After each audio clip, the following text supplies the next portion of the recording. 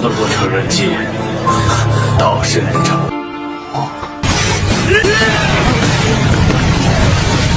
他的刀击太快了。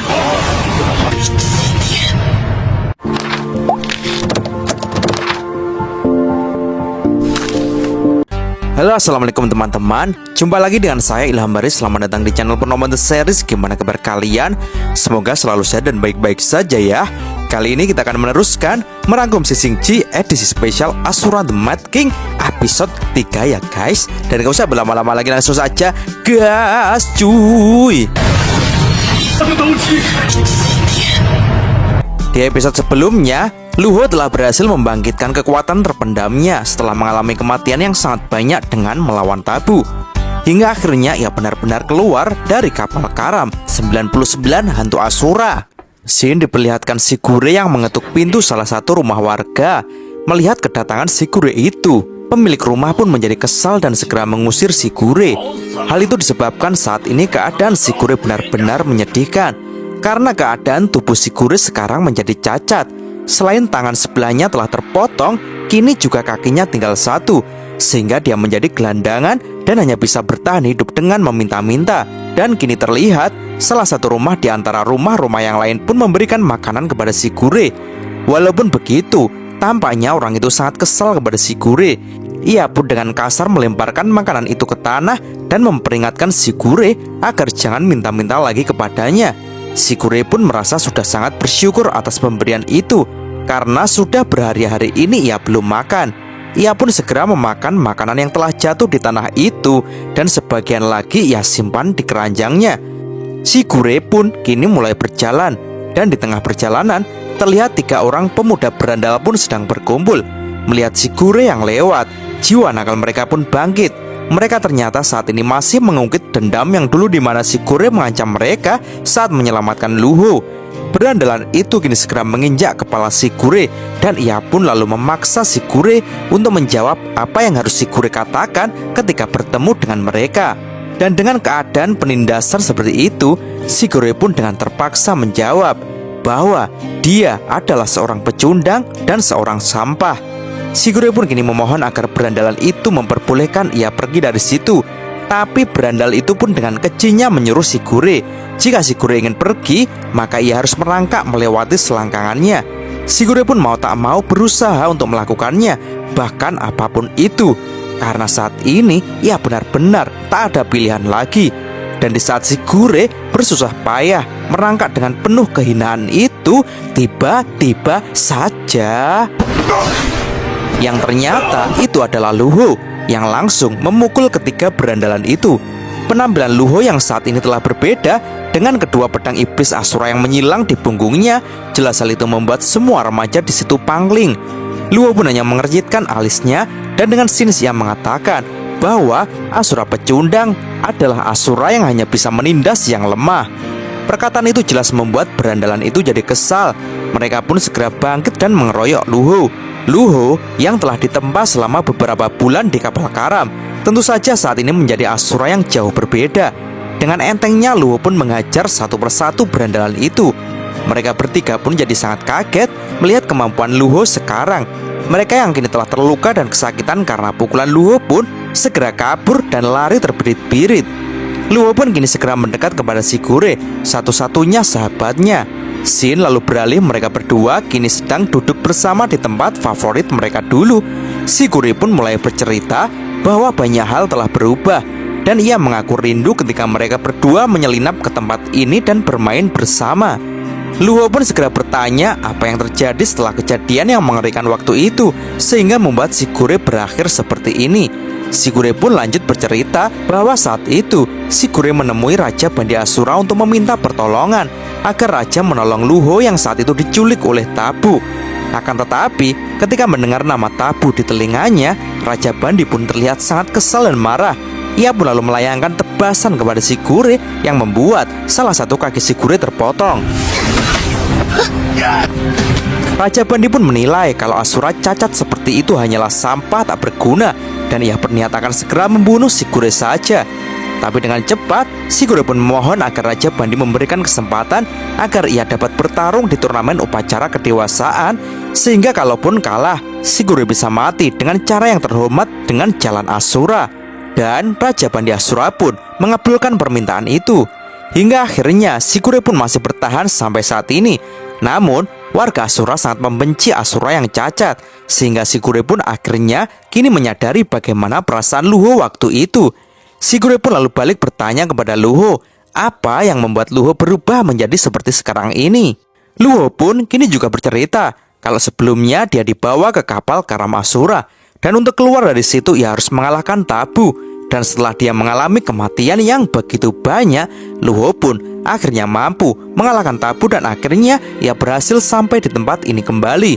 Shigure pun jadi senang mendengarnya karena Luho tampaknya saat ini menjadi sangat kuat. Ia pun lalu menunjuk bintang yang paling terang di langit dan menurutnya itu adalah ayahnya, yaitu Tetua Sak. Luho pun juga menunjuk bintang yang paling terang di sampingnya dan ia pun menilai kalau itu adalah kakak perempuannya. Dan kini Shigure pun tampak memegang kalungnya. Dia mengatakan kalau kalung simbol itu ia dapatkan dari pertempuran pertama yang ia menangkan, dan Shigure selalu memakainya untuk memotivasi dirinya sendiri selama bertahun-tahun ini. Dan sekarang Shigure berniat akan memberikan kalung kehormatannya itu kepada Luho. Luho pun jadi terkejut. Jelas ia merasakan berat jika harus menerima kalung kehormatan sahabatnya itu. Akan tetapi Shigure pun segera melepaskan kalungnya karena ia benar-benar ingin memberikannya kepada Luho. Luho pun segera menahannya dan ia pun lanjut berdiri dan berkata kalau ia harus menunggu saat yang tepat untuk menerima kalung itu, yaitu setelah mereka berdua berhasil melewati upacara turnamen kedewasaan bersama-sama. Menanggapi turnamen itu, Shigure pun lalu mengatakan kalau dia dulu memang adalah pemuda yang paling bersinar dan digadang-gadang akan menjadi pejuang Asura terbaik yang akan memenangkan turnamen itu. Akan tetapi, sekarang Shigure merasa kalau ia saat ini hanyalah bintang Asura yang paling redup. Bahkan, tak ada secercah cahaya pun yang menyala dari dirinya. Luho pun segera memegang pundak Shigure dan ia mengatakan kalau Luho akan selalu melindunginya.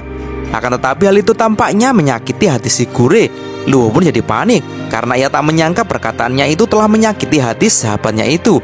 Akan tetapi Shigure pun ternyata tak benar-benar kesal karena ia hanya menirukan Luho yang pada saat itu mengatakan hal itu ketika dulu ditolong oleh Shigure. Shigure pun hanya bercanda dan ia dengan sikap dewasanya mengatakan kalau mereka berdua akan selalu berteman. Shigure pun lanjut mengatakan kalau selama ini Asura terlalu mengagungkan pertarungan, padahal menyelesaikan sebuah permasalahan tidak harus mengorbankan nyawanya. Luho pun dengan penuh hasrat segera bertanya apakah Shigure mempunyai solusi untuk itu. Shigure pun tak menjawabnya. Ia pun hanya menatap langit yang saat ini dipenuhi bintang. Yang hanya ia ucapkan adalah bahwa dia akan hidup bebas dengan caranya sendiri. Dan setelah ngobrol panjang lebar, mereka berdua pun kini memutuskan untuk bermalam di tempat itu. Saat tengah malam, terlihat mereka berdua pun tidur dengan nyenyak. Tapi Shigure pun tiba-tiba bangun dan ia pun mengatakan sesuatu kepada Luho yang saat ini tidur pulas. Shigure berterima kasih kepada Luho yang telah datang kembali untuk menjadi sahabatnya. Shigure juga mengatakan kalau ia ingin bekerja keras untuk dirinya sendiri untuk terakhir kalinya, karena menurutnya hanya itu yang bisa Shigure lakukan saat ini. Dan Shigure pun kini mulai berjalan sambil mengucapkan selamat tinggal kepada Luho yang masih tidur nyenyak.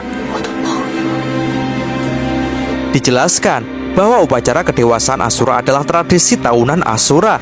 Semua Asura berusia remaja harus mengikuti ujian yang paling ketat itu. Pemenangnya akan mendapatkan gelar dan nama baru. Dan yang brutal dalam upacara ini hanya satu yang akan menjadi pemenangnya, sedangkan semua remaja yang lainnya akan terbunuh dan akan menjadi bintang-bintang di langit. Dan kini waktu subuh pun datang. Luho pun mulai terbangun. Ia pun jadi kaget karena Shigure telah menghilang dari tempat tidurnya. Luho pun segera berjalan sambil menggantungkan pedangnya kembali ke punggungnya. Scene lalu beralih saat ini Luho sudah berjalan di tengah kota untuk mencari Shigure.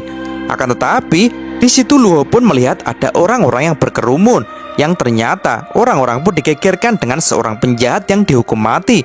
Yang hal itu disebabkan karena orang itu dengan beraninya mengusulkan kepada raja untuk menghentikan upacara kedewasaan Asura. Jelas semua orang pun kini malah mengutuk orang itu.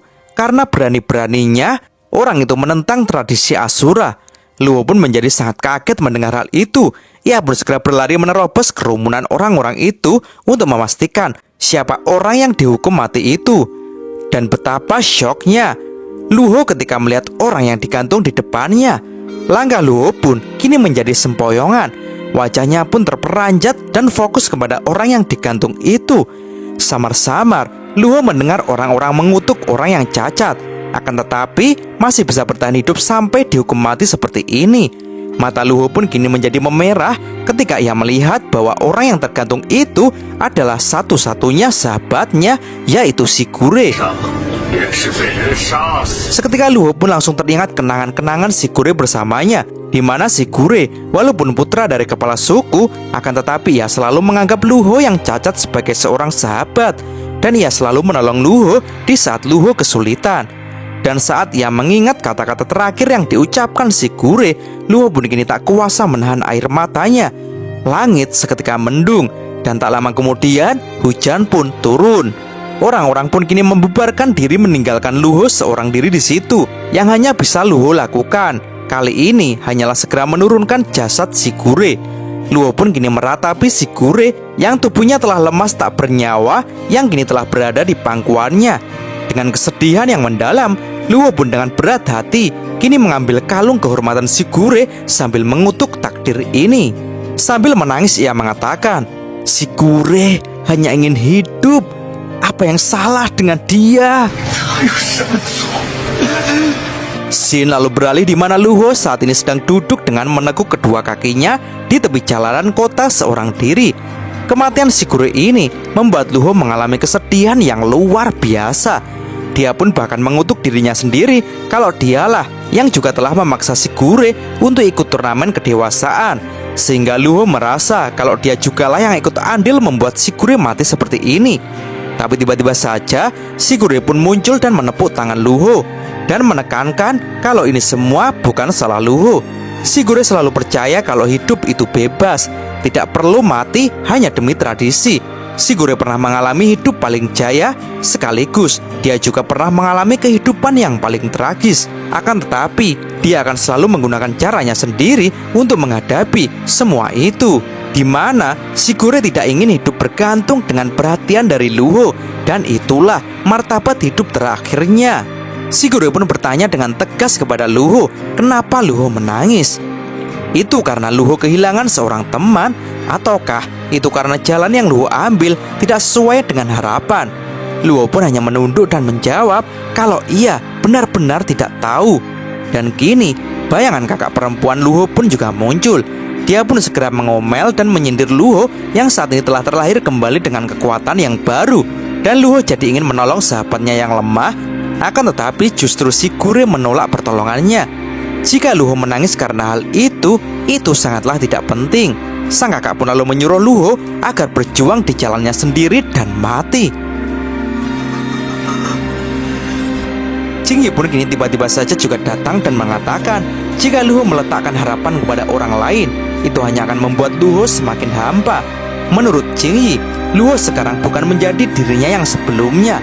Ia pun lalu mencecar Luo apa yang diharapkan Luo sekarang.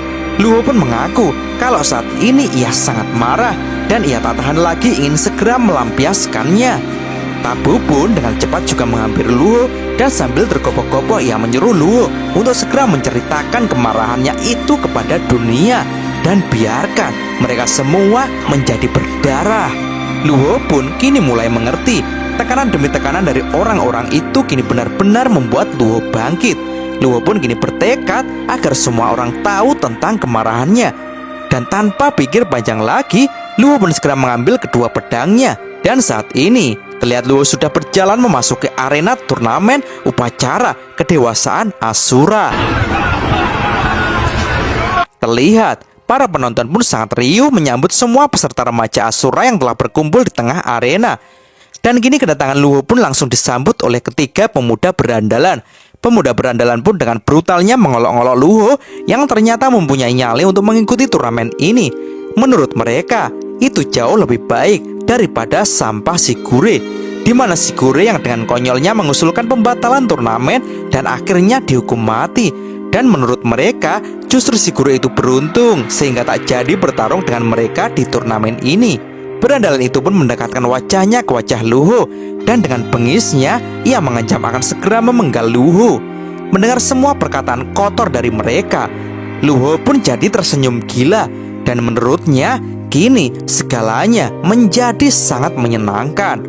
Dan kini Hakim Wangu pun muncul dengan ditemani oleh putrinya, yaitu Nona Hoji kecil.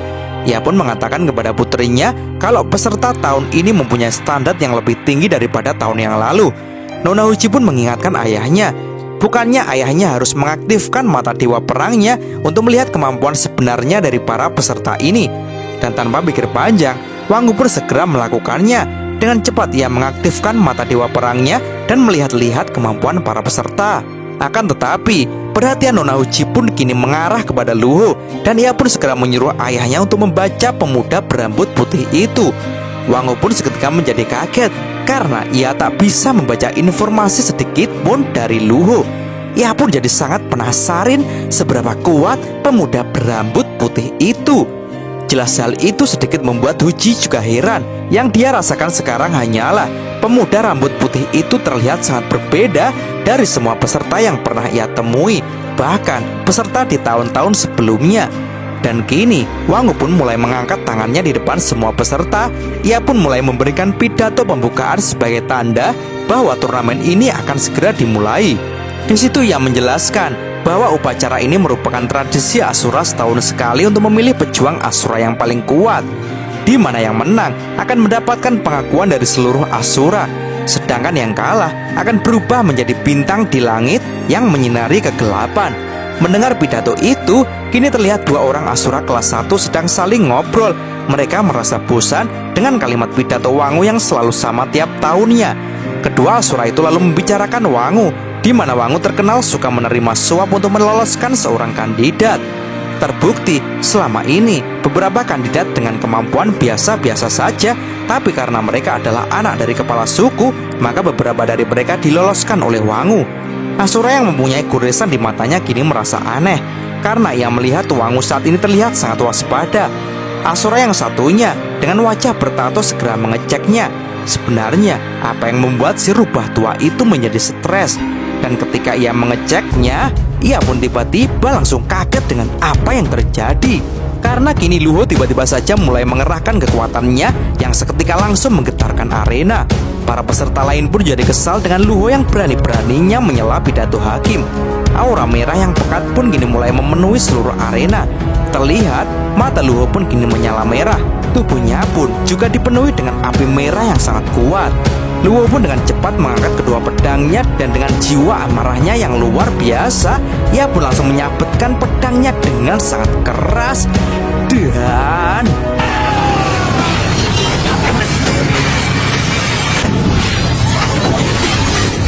dengan kecepatan yang sangat tinggi, Luho pun menebas semua peserta yang ada.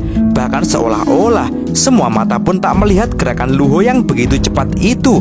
Keterkejutan penonton pun kini melonjak naik, sedangkan semua peserta pun hanya diam terpaku karena sesuatu yang mengerikan barusan telah terjadi. Dan benar saja, tebasan-tebasan itu mulai bereaksi. Semua peserta kini mengalami hal yang tragis. Seluruh tubuh mereka kini menjadi terpotong dan nyawa mereka kini melayang. Seketika arena itu kini banjir dengan darah. Jelas hal itu membuat semua penonton pun jadi terperanjat. Mereka tak tahu apa yang barusan terjadi. Tebasan pedang Luho itu terlalu dahsyat. Bahkan seolah-olah udara di sekitar menjadi memadat, sehingga mereka tak dapat melihat dengan jelas tebasan-tebasan yang dilakukan Luho. Dan kini terlihat Luho pun masih berdiri dengan kokoh sambil memegang kedua pedangnya. Di situ ia lalu mengatakan, "Shigure, kau mati karena upacara kedewasaan ini. Aku akan membanjiri tempat ini dengan darah sebagai penghormatan bagimu." Dan cerita pun bersambung. Oke teman-teman, terima kasih sudah nyimak alur cerita kali ini sampai habis. Semoga teman-teman terhibur. Jangan lupa terus dukung channel ini agar terus berkembang ya. Dan sampai jumpa di episode selanjutnya. Assalamualaikum warahmatullahi wabarakatuh.